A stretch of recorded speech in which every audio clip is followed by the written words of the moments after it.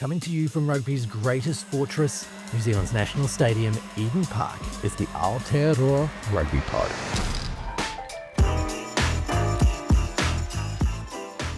Let's get into the Six Nations now. Scotland, what a difference a week makes. They've won 4 of the last 5 against England at Murrayfield and only lost 1 of the last 4 at Twickenham. They have this England team where they want them. Why is it so different in this particular clash for England in comparison to everything else? I think Scotland just rise. I genuinely think Scotland just thought it was going to happen against Italy. This week, so they were close to 58% last week and between the 22 and 50 when they had possession. They were 21% this week. Guess what they were in the 22? 36% of their possession was in the 22. So they completely flipped it on its head. If they weren't going anywhere, they'd give the ball back. Admittedly, I think these stats have heavily skewed with 30 minutes to 14 men. 70% of the points scored were in those 30 minutes. Yeah. And the game had just got away from England by then. And then the charge down to the drop goal, they were searching for something, they were out of order. When they've previously gone for drop goals, they've got both sides attacks available.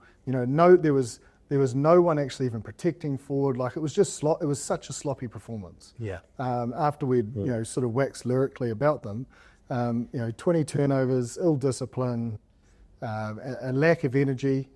It's almost like they played anxious. They knew that Murrayfield's their hoodoo ground, and they just they looked restricted, and that's why I think it's a blip. I've had a few mates message me overnight saying they got pasted, and I'm like, well, when you actually look at it, if you look at it deeply, that 30 minutes cost them the game. Yeah. Those 2 yellow cards to Arundel cost them the game. Yeah. That's as simple as that. And Brynna, the Scots, I know he was on the opposite wing to where the tries came on the left-hand side, but the Scots knew they had an overlap and they worked that over. It was a great heads-up play, I think, from the whole team, knowing that Arundel was off the field. I think if you do look at the first strike attack, you can actually probably see it from the helicopter view, the drone view, that they're able to get the ball, I think, from the first phase to be able to get to that edge. You see the bunker in that's in behind chase all the way over there, and you're seeing Richie has obviously just stayed on the edge through that first phase, and they were able to get a wide pass, and then they were able to get that ball across. So I think for the first 30 minutes and the 4 entries that they did have, they scored 24 points off that. Now they only had 9 entries, but that first 30 minutes they're able to score points and being able to execute under pressure. And I think like Finn Russell, if you look at that, probably one of the tries, I think it was Ben White's try. His ability to be able to use the ball, being able to get flick past, go down the short side, and then being able to put the chip over for Ben White was a big moment in that game. And then I think also that 14-point try, I like to call it, or maybe a 10-point try, because they would have got a penalty possibly as well. That they defended so stoutly throughout that period of that phase play. I think it was maybe I don't know how many phases it was. It was a long period of play that they had to be able to defend. And then they get that charge, and then they score that try, which I think in turn probably won them the game. They just showed a lot of care. I think Graham and even I think Horn in the last couple of minutes, even though they're up by maybe a couple of tries, to be able to stop the England players to score those tries, they're able to get it done. So I think whenever they see a white jersey, Ross and Jip, they're a different team, because that was definitely a different team that we saw against the Italians. I know it was wet in Rome, and with the skill set that they do have, and they do the way that they do like to play, they do like to play with dry ball in hand, and we saw probably the best attack in that first 30 minutes from the Scottish and the Six Nations, and probably through the time that I've seen them as well. But make no bones about it though, they made hay down the right edge. England defensively honeypotted because of desperation, and then they came back to Richie. So I'll go back to Arundel's there. The game's different. Yeah, that's how they broke them. Yeah. England's defence was, I don't know, it just lost structure. Like England aren't a team that. How did they not see Richie? They were all looking at the ruck. Yeah. I just don't I think it's a blip. I think they got frazzled. I think the yellow cards and then red cards just got them out of sync. They weren't connected. The one thing they can be proud of is obviously the scrum. But they didn't get many of them. Yeah. The Scots stopped them actually being able to force the scrum. Well, yeah, didn't they? they only made 5 errors. Yeah, so England only got 3 scrums. Yeah. Yeah. I do think it's simple in nature. Yeah. You lose a player like that, then you're behind by those points. You're going to have 20 turnovers because you're throwing the thing around. You're desperate. But they were sloppy. Like they were desperate, unorganised. But the Scots were desperate in terms of charge downs, hard ball gets. You have to be real with the. Yeah. They took advantage of the pitches that were given to them.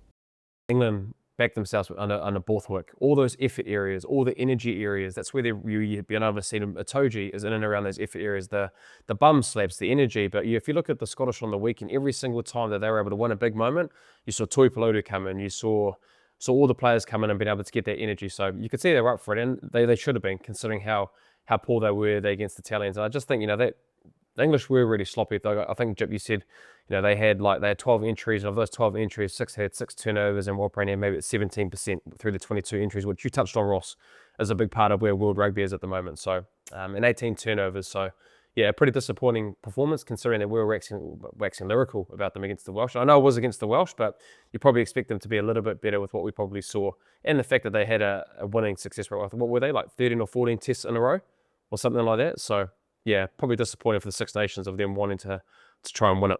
I have a solution. More Pollock, baby. Start him. Yeah. Get him on for 80. When he broke down the right-hand side, it was like, what's going to happen here? You want energy? Yeah. More Pollock, baby. Yeah. No need for the cowbell. Just bring back Pollock. Let's see what he can do for 80 in a test match, eh?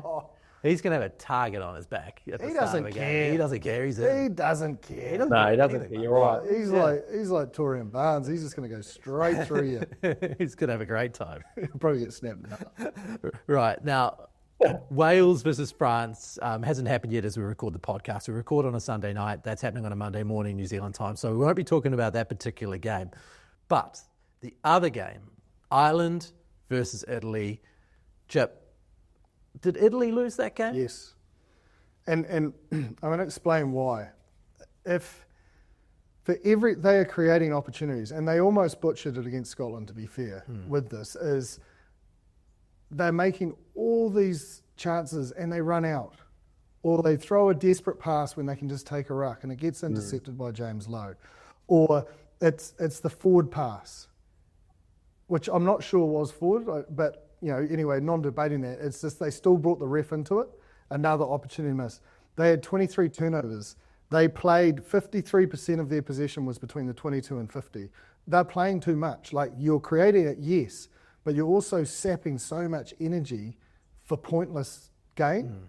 And I think they're now good enough. Their forward pack can dominate. You saw the maul, you saw the breakdown. They are now providing the Ferraris they have out back opportunity. Now, they just need to simmer, and they'll win more test matches. Honestly, it's almost like they surprise themselves. And they're like, what? We're in space, oh my God. And they're just like helter-skelter, when if they just, the old adage of one more ruck, just take one more ruck. The pitches, might change, but just be patient. And I think if they can take that 23 turnovers down to 10, they'll convert so many more of these opportunities, because they are making so many breaks. How many line breaks did they have? It's double figures.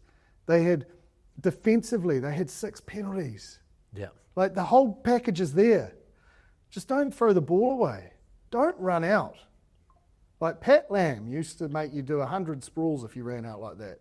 They just jog out. What's a sprawl? It's like a burpee and you got to turn. Right. You're getting into a breakdown. Everything's there's so much to like there. And I think it's they're 1 kick to 9 passes, playing all that time and crashing and bashing, nowhere near the try line. I think if they can just get more creative in some attacking kicks, even just plugging into the touchline and forcing teams to come out, because the big rocks are there. You look at their defensive work, and these are unbelievable stats. The dominant tackles, you've touched on it a lot around every single team, whether it's international, Super Rugby or whatever. 20 dominant tackles to Ireland's 9. This is the second test match in a row that their defensive work, Zuliani, 3 defensive turnovers, his work rate and that loose forward work rate is incredible of what they're able to put out there consistently for a long period of time, because their defensive system as well, Joe, they bring high line speed, and it took the Irish a couple of opportunities where they were able to get their depth right, being able to get, if you look at Osborne, they're able to get through that space, race into the space and get that offload. But geez, defensively, man, they are an impressive outfit to watch, and on the attacking side of the ball as well. So if they can just marry up the kick to run ratio, take the opportunities when they do have it, man, they are impressive. They're my new favourite team. I said at the start of the show, with what they do, and the Friars that they have, like Pani, Ioane, Minicello, Marin, and Liner, like, if they can just get it right when they need to, they are an impressive outfit to watch. These players you just named owe their forwards the respect of possession. Like, it irritates me. One up front. Mate, they are doing all the hard things well. Yes, those players are great when they convert, but man, they stuff some stuff up. Yeah. Oh, to be fair, I thought that they were robbed when Minicello threw that long ball to Liner. I thought it was back out of the hand. I thought it was back out of the hand because you could see when Liner caught the ball that Minicello was still in front of him, which is the telltale sign that it was back out of the hand. Yeah, but it's also like, just look at the image. Like, you're not even supposed to look at the ball. It's just like, where's the hands pointing? Yeah. And they weren't like that. No. They were line. They were line balls. It wasn't probably, it was a little bit of a, Yeah. Yeah, I thought that was harsh, but you bring the ref into it, Yeah. There's ways around that. Yeah. Although the ref upstairs was in it and probably should have, I don't know, seen it. But again, I suppose not everyone sees everything the same way. I think Holly saw the replay Yeah. before the conversion and then went up. Yeah. So actually, I thought the TMO did well not to jump in. Not to earlier. jump in, yeah. Normally, in the Northern Hemisphere, they like a good chat. Hello. Hello. Board. Hello. But yeah, look, I think it's really exciting. We've got Italy down here in the Nations Cup. Yeah. You know, like, oof, Yeah. they are building a really, really nice little package of footy. Okay. On the other hand, Brennan, Ireland. Farrell made 6 changes. He put Gibson, Park and Byrne on the bench, which is huge because when you think about guys who have been influential for Ireland over the last 2 or 3 years, they're probably the 2 at the top of your list. You know, that's a big call. Do you think that all worked out for them? They got the win, but do you think that those selections made a massive difference for them?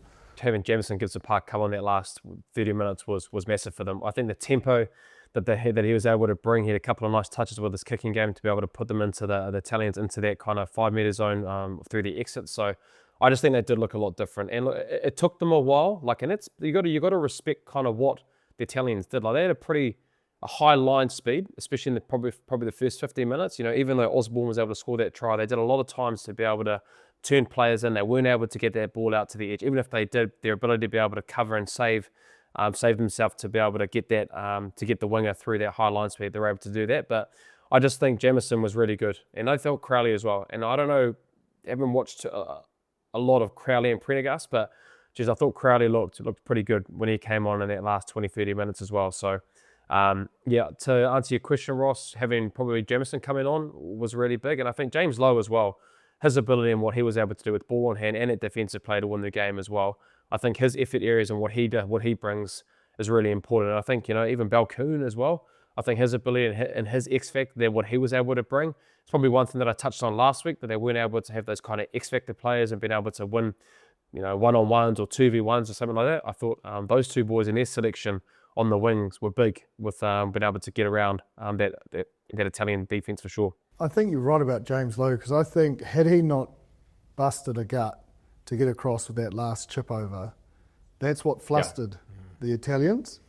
If he hadn't been in the peripheral vision, I think he would have been a little bit more calm. It would have popped up and it would have been try time. The work of Lowe, just getting in that eye line, just made him pop a little bit. Yeah.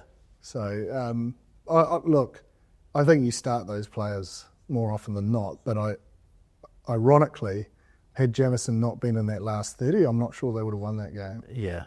Yeah, it's a tough call. How do you manage your bomb squad? You know, how do you make that work? We saw the Chiefs bringing on Cortez and Sabapeni Finau. You know, sometimes having your best players to finish works. The Boks have done it for a while. Sometimes. Yeah. Sometimes. So how do you make that decision? When is it the right time to play that way? When you think you're playing a lesser opposition. Yeah. So if you think your squad you can put out 2 teams and you'll still win, that's probably the time you can do it. Yeah. I think in the big occasion, you need the calmness early to not be chasing, because the moment you start chasing, it's the moment the error rate will go up. Yeah. It's not like Jamison can't play 80 minutes as well. Do you know what I mean? So he's a proven performer doesn't matter what his fitness is, but I think in that example there, being able to play against Italians and giving a few guys an opportunities, having him come on was just a big part of them winning that game. I agree with Jip. I don't think they win that game without Jamison's game control and understanding and being able to have that experience to get them over the line, along with James Lowe, who I thought was actually really important with that example that I used to ice the game, but his involvements and his leadership and I guess his experience as well was big for Ireland. I probably would put it like, I think Italy lost it rather than Ireland winning it. I don't think they deserve to win that game. Yeah. I know I'm going to absolutely erase it. But I think the fans will be gutted. That was like in Dublin. Yeah. Like that's 20-13 against Italy. I think they were coming there for a 50 pointer. If you do look as well, like who was the more entertaining team to watch? Like the Italians. They were just so good to watch. So, if they can get their error rate down and are able to execute, then, they're going to, it's going to be a great series when they come down here for New Zealand public. I know, people probably don't watch a lot of the Six, if they don't watch a lot of the Six Nations, start watching the Six Nations, because when they do come down here, I think it's gone to the days, I think, Jip, that the Italians, you think you're going to beat them by 30 or 40. I don't think they're a team like that anymore. If you're not there on your day, you're seeing things that we saw with when they got that first win in Rome last week. I just need a little bit more body of work before I jump on that train. Yeah. Just need to see it probably one or two more times. A whole campaign where they're close. Yeah. But we get another win would really get me in their court. Yeah, well, they can beat Wales. They've got, okay, mainly that England game. Yeah. If they can take England on, or France, Yeah. then I'll jump on board. Yeah. I'm not there yet. Yeah. Not there yet. Their forward pack I'm on board with. I'll jump in with them. I can get behind them. So just your general feeling about rugby teams in general. You want it looked after, not just ran into touch. Oh, we're in the 81st minute. Let's try a pop pass over a guy that loves intercepts. Yeah. Oh. Can you imagine this playing with this man when the backs aren't getting it right for North Harbour? I can tell you right now, mate, the amount of times you come and say, Brunner, just give you that look. Or if you had James Parson giving you a look with the headgear on, you just want to look the other way and keep going and not been able to try and rectify it because it wasn't flash. No, he goes, I know. Yeah. And then I'll be like, okay. That smart acknowledgement. Like, that's the key to a relationship. I hadn't even said a word. Yeah. And he's like, I know. I almost feel like we could be back on Albany Stadium right now. That's the move of a man who's been in the dog box so many times that he's got the experience to come out of it. Or literally the only one that can say it, so they send him to the Wolves. Like, in you go, runner. Okay, let's get into some tipping, Britta. This weekend, first up, England versus Ireland. Two teams who didn't do everything that were expected of them on the weekend. England at home, how do you see this playing out? I just think England. I think Ireland are struggling at the moment, eh? I just think that, their attack and what they're able to do and what we probably saw, when they were down here a few years ago, I just don't think it's the same team. There's a few different moving pieces. Sexton's not there. I think Bundy Aki's not there. And there's a little bit of change in the guard in certain positions. So I just think England, the physicality, and I think they'll get back to their DNA of not being able to play too much footy in their half. And I think when they do get into their half, they'll just be a lot more better than what we saw in the 22 inches. So I think what were they? They were just in the low teens with their percentage rate. So I think they'll be a lot better, and I'll be picking England to be able to run over the top of Ireland, I think, in a pretty convincing victory. More Pollock, baby. England all day. England all day. The fan club is well and truly in action again. It certainly is. All right, Wales against Scotland. Scotland. Yeah. Yeah, I just can't see the Welsh doing anything. Dry weather footy in Millennium, so I'm not too sure if the roof will be closed, but yeah, if it is, They might open the roof, if it is. You want to have the roof open, and hopefully it's raining. What they saw in Italy, they'll be opening that roof if it's raining. They were praying for snow. Yeah. Too good. Yeah, Scotland too good for Wales. France at home against Italy. This is an interesting game because I know we talked France up ad nauseum, and I know that a bunch of the Box supporters on the weekend were like, we gave it to them and we were down a man. Stop talking up France like this, and to some degree they've they've won World Cup after World Cup. They can say that. They've got a point, yeah. They've got a great point. They've got a point. But we can't just keep saying there's only one team. Those would be a short show. Give us some hope. Give us some hope. We need some hope. I tell you what, I agree with you. Like it depends. Like I said last week, you just don't know which French side's going to turn up. Yeah. And this is what I'm saying. Like if Italy can give me another, big rock performance. Yeah. They might not win. They might still have a high error rate. I don't expect that to turn around in a week. But if they can, that forward pack can keep doing what they're doing physically, especially on defence, legally, 6 penalties, it's 1 to 12, surely. Right. If the French team that turned up and beat Ireland faces the Italian team, which is able to clean up some of its unforced errors, how does that game play out? Is it France all day? Jipper likes to say Pollock baby. I'm going to say DuPont baby. That's the difference. That is the difference there, men. We can talk about as much as we want. The Italians doing whatever they've been doing, and we've waxed lyrical about them. Weren't you on the bus? That is Did he not say Italy's his new favourite team? And he's just jumped straight off them back to DuPont. To be fair, years at Harbour means your favourite team doesn't necessarily give you what you want. There is common sense, lads. I love it. I love Italy, and they are my new favourite team. But when you've got DuPont, baby, then you don't go against that, man. So I'll be picking DuPont, baby, the French beating the Italians in a close game. All day long. Yeah, I like the French, at home. Okay. And you can catch our full Six Nations chat on Aotearoa Rugby Pod official. I keep on saying it throughout the episode, but you will be able to catch all of it there if you want it and see everything that we had to say about this competition. Like and subscribe, and we might get DuPont on. Yeah. The more likes and subscribes, the more opportunity we have to get DuPont. That's our coup. That's our coup by the end of the year. What would be a good number, Ross? A good number to pay for DuPont to come on the show? No. What would be a good number of subscribers? What would be the tipping point we would have to get them on?